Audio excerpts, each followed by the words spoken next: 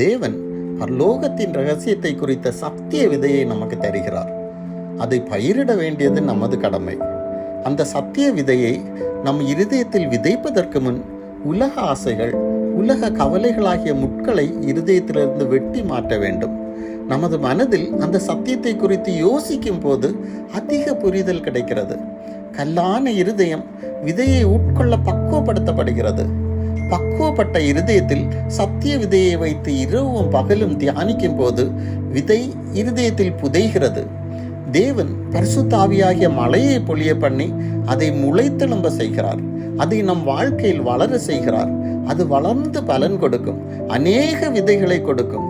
அந்த வார்த்தைகள் பலரின் இதயங்களில் விதைக்கப்படும் போது நாம் தேவனுக்கு பிரியமான நபராக, அவருடைய ராஜ்யத்துக்கு பிரயோஜனமான பாத்திரமாக காணப்படுவோம்.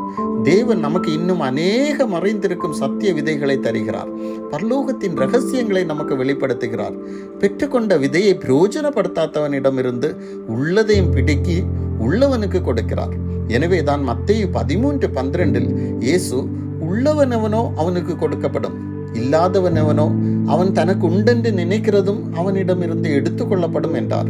பிரியமானவர்களே, தேவன் உங்கள் காதுகளில் கேட்க பண்ணுகிற சத்திய வசனங்களை கேட்கிற விதத்தை குறித்து கவனமாக இருங்கள். அதை ஆழமாக யோசித்து புரிந்து கொள்ளுங்கள். அதன்படி சாட்சியாக வாழ்ந்து காட்டுங்கள்.